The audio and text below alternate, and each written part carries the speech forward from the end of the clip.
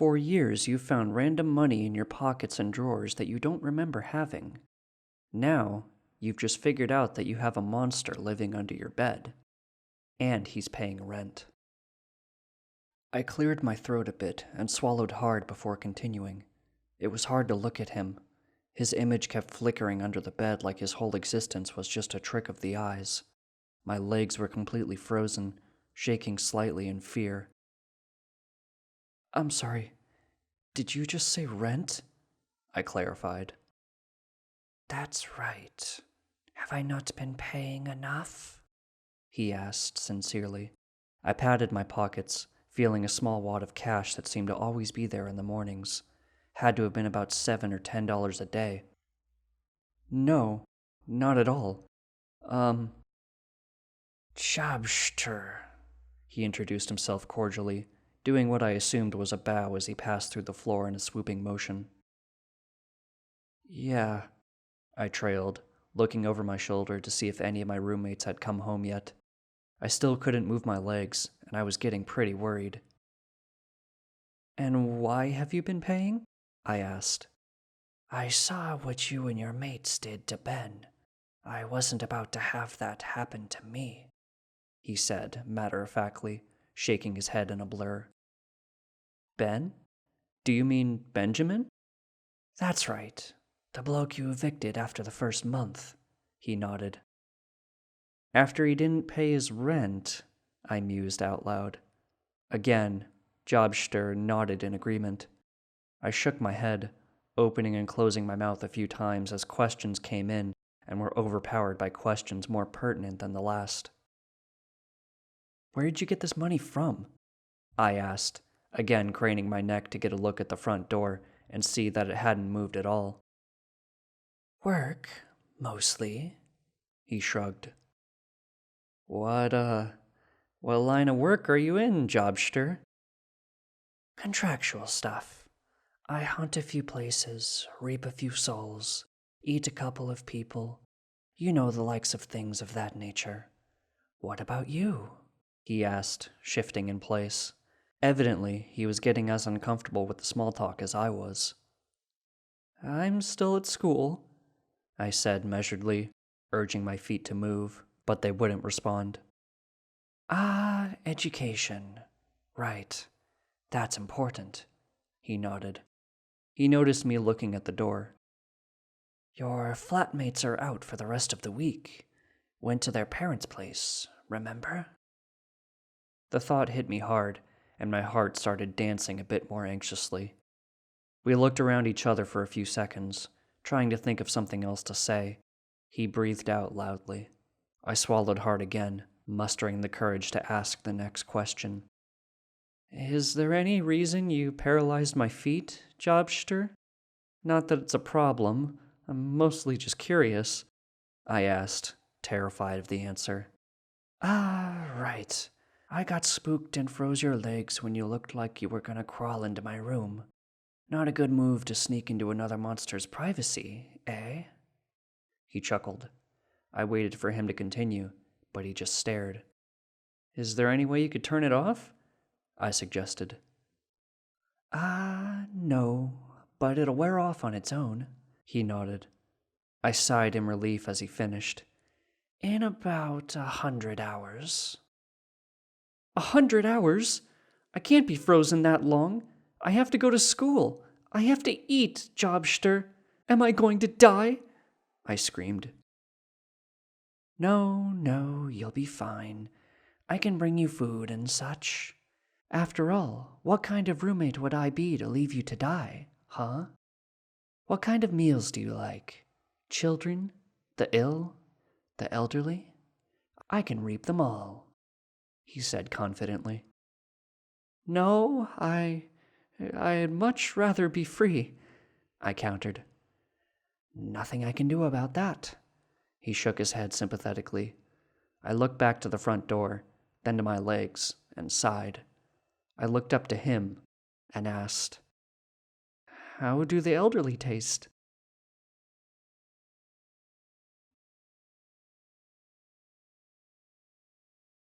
This story was written by Nazer the Laser.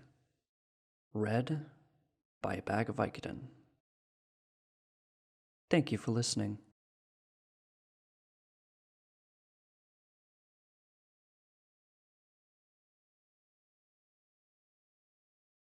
One night, you begin to have strange dreams, although in reality, the dreams last only one night. A whole year passes in your dream.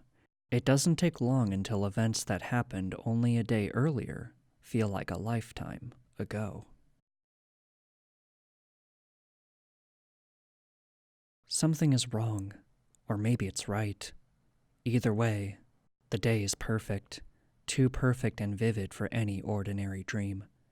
The hill behind our house in the suburbs of LA when I was a kid, with the skyline and those lights just peeking over the horizons in the distance.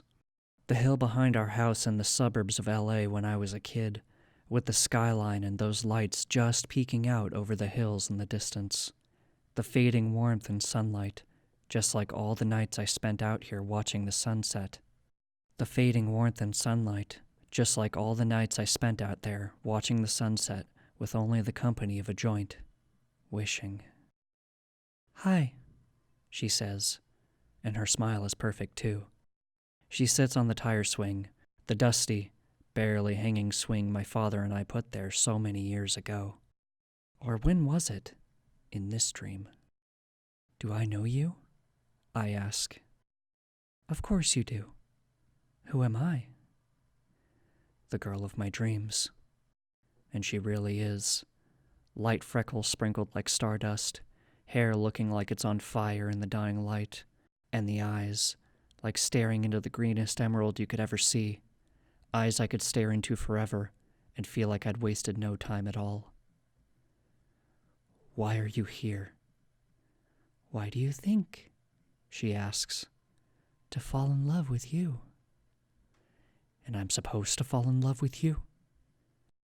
"Of course," she says. That doesn't really feel right to me. I have a girlfriend. We're getting pretty serious, and we work together too. And that's enough? Deep down, you know, you two are only settling because it's that time when people are supposed to settle down, so all their friends and parents will stop annoying them. And eventually, you'll start to hate each other and hate yourselves for settling. It's scary how right she is. I say nothing. I scare you, don't I? Because that's what you've always wanted the girl of your dreams to do.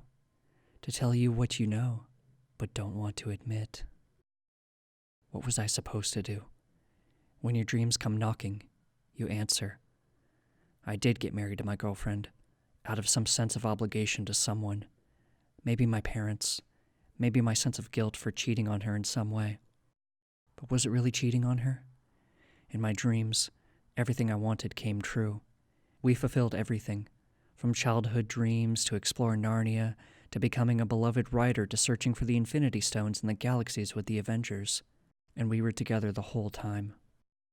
My waking hours became sleep, merely a buffer to pass the time until I could return to my dreams. I lived lifetimes with her, new lifetimes every night, each starting and ending at the swing on the hill behind my house. How did you get here? I ask her, sitting on the swing, watching the sky fade like a dying phoenix. Our time together is winding down yet again, after a lifetime sailing the seas. What do you mean? She asks. I mean, where do you go when I wake up? I don't know, she says. I guess I go to sleep too. Can I ask you not to come anymore? She is silent for a long time. There are moments like these that suggest to me that maybe she has feelings too, that she isn't just some manifestation of my desires and lost hopes. Why? Because my girlfriend and I are thinking of having kids soon, and it wouldn't feel right. Surprisingly, she doesn't protest. Okay, she says, her voice choked up. If that's what you want. I'll always love you, I say. Me too, she says, and as the sky fades, I close my eyes and hold her tightly. I've lived a good life, or at least, anyone else who looks at my life would say so. I worked diligently to provide for my family, and was faithful to my wife, and put in time with my kids. One of them even grew up to be a decently successful author himself, and that makes me almost as happy as if I had succeeded myself. But truth be told, I've always wondered, did I make a mistake, letting her go like that? I guess maybe everyone in life has a choice like that at some point, duty or your dreams, and lots of people make the same choice as me. My family is here with me, at the end. I smile, and I am genuinely happy. It touches me to see all their tears and feel their warm hugs. I close my eyes. When I open them, they are gone. And... "Did you miss me?" she asks, smiling broadly. "How are you here?" "Come on," she says. "I have some place to show you, although I think you've been there before."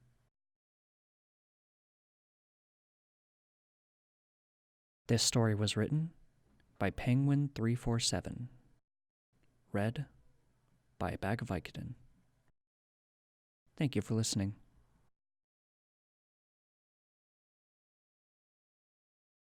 You're a superhero whose superpower is de-escalation. You fight villains by talking through their issues and helping them to make better choices. The antimatter crystal in his chest surges with a sudden energy. Slowly raising his fists above his head, the cloaked figure floats higher into the air. He calls to the citizens hiding in the streets below. "No more! You did this to me, and now it will be undone. Everything will be undone. Feel the wrath of Chasm." His hands snap open, and a violent surge of dark energy sparks before him, slowly growing in size, the beginnings of a black hole. You flick the switch on the megaphone. An awkward screech of feedback startles the people crowded around you on the busy city street corner. Chasm? The black hole stops growing. The figure looks down at you, a puzzled look on his face. "Who said that?" "Over here. Blue sweater?" You wait for him to make eye contact. "Hi." "Is that a megaphone?" The soon-to-be black hole shrinks ever so slightly. Yeah. Wanted to make sure you would hear. You were getting pretty dialed in up there." He pauses, baffled. You don't want to waste another second. "So what did we do to you, exactly?" His brow furrows. "Excuse me?" "You said..." You drop your voice to match his baritone in parody. "You did this to me, and now it will be undone. So, yeah, what did we do?" "I suffered. For years. Endless experiments. Tortured. You made me into what I am now. A monster." The black hole surges as his anger swells. "But you are quicker." "But I didn't do that." You turn your head to face a woman crouched behind a trash can. "Did you do that to him?" She shakes her head. "Yeah, dude, no one down here did that to you." You humans, the collective you." Whoa, so you're just lumping us in with all humans? That seems pretty extreme, man. Your taxes funded the government experiments that replaced my heart with this damned crystal. So now we are being killed for paying our taxes? That money just comes out of my weekly paychecks, man. I have no idea where it goes. It's not like I checked a box labeled sketchy government programs. You're up there, floating around like an asshole, making it sound like I signed a GoFundMe for evil human experiments. Fuck! His hands snap closed, and the black hole vanishes. All right. I get it. Who are you, anyway? Does it matter? Just go home, dude. This story was written by J.K. Eon. Read by a Bag of Vicodin. Thank you for listening. The galactic civil war between the herbivore enclave and the carnivore cluster calls for a ceasefire as another race, humanity, enters the stage. As per tradition, the neophyte has to host a party to commemorate the truce. Human leaders hesitate due to humanity's secret. Humans are omnivores. Bill strode mindfully up to the podium as the participants on both sides of the great hall followed him with their looking parts. His briefing consisted of his boss telling him not to worry about it, and that his only job was to say, "Let's begin," press play on the projector, then sit down. He was careful to look at the floor as he walked. He became suddenly paranoid that both sides might think his ears were staring at them. He knew it was ridiculous, but he couldn't shake it. He added a slight swaying motion with his neck, like he was listening to cool jazz on imaginary headphones. The reality was that no one in the entire hall cared what Bill looked like except for Bill, who cared quite a lot. Fantastic. He had an itch. By the time he reached the podium, he was scratching his nose every fourth step, so it looked natural, and sort of hop-scooting while bopping his head to no particularly identifiable rhythm. Bill was entirely committed to acting natural at this point. At least he was there. Finally. His frown turned into a frown. There was no play button. There was a sort of shiny knob, a lever marked markings, and a note taped to the front from his boss that read simply, "You got this, Bill." Bill disagreed with the note, vehemently.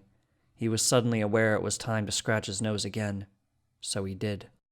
Bill looked out to the crowd and politely cleared his throat to both sides of the audience. "Let's begin."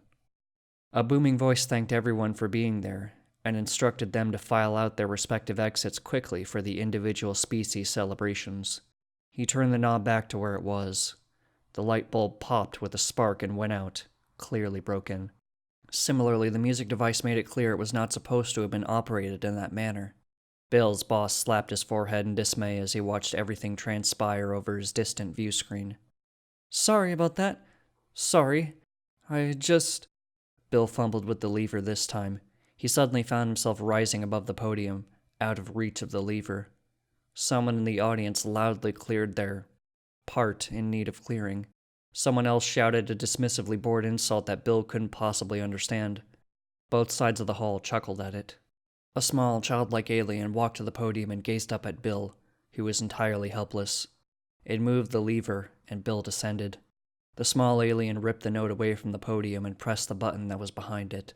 The presentation began projecting onto Bill as they slowly descended out of the way of it.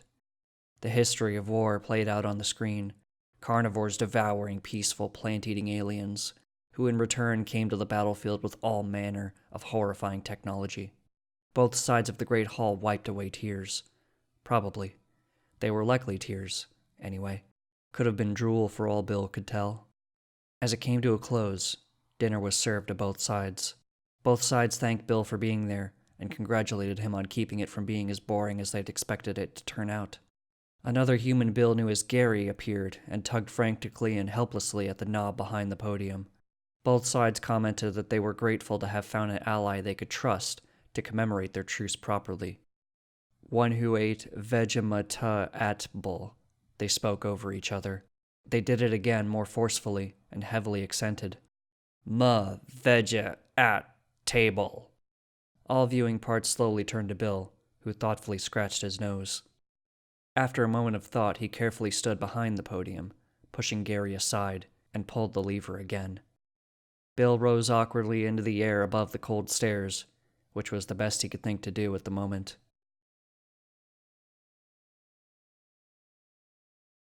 This story was written by Unplugged Unfettered. Read by a Bag of Vicodin. Thank you for listening.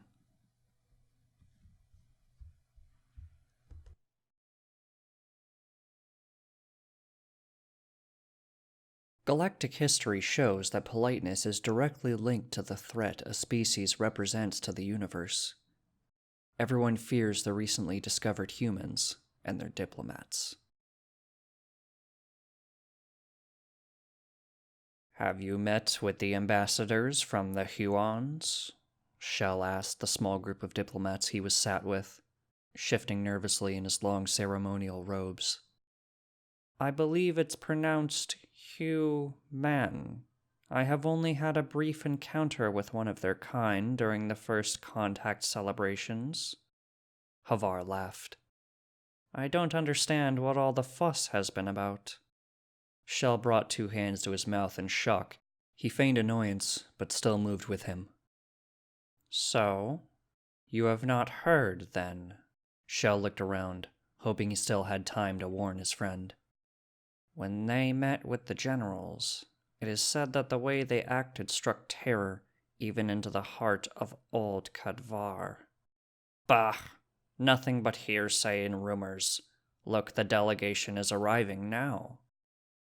Havar motioned towards the great entranceway, where a group of humans was led inside by their assigned Slavry watcher.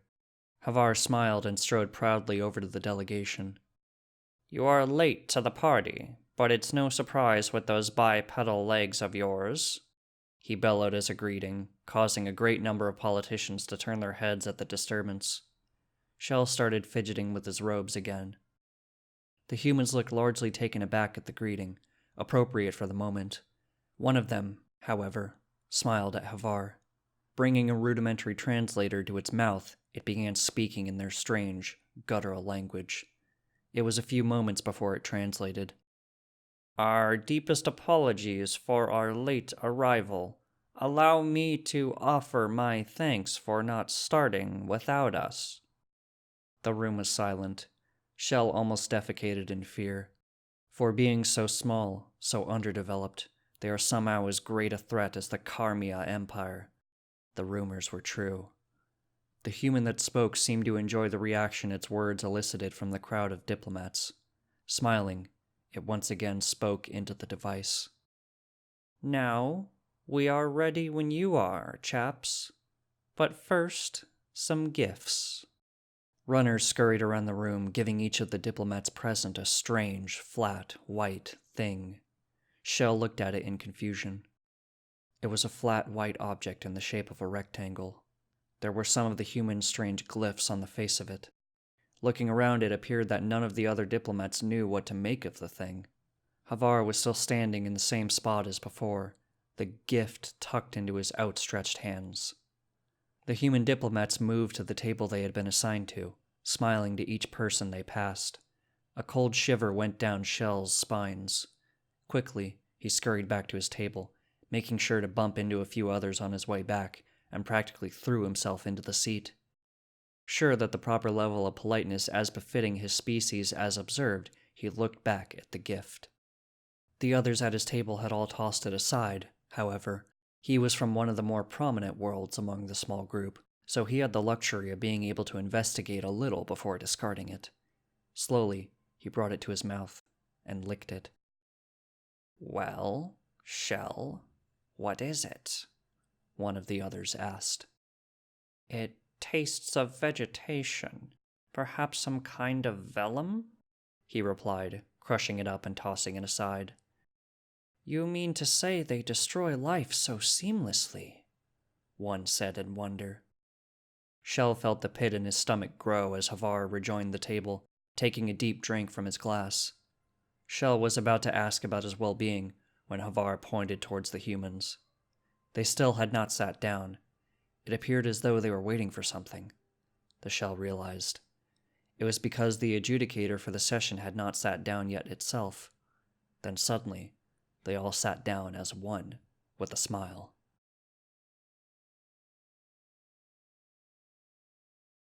This story was written by Nofelt. Read by a bag of Vicodin. Thank you for listening.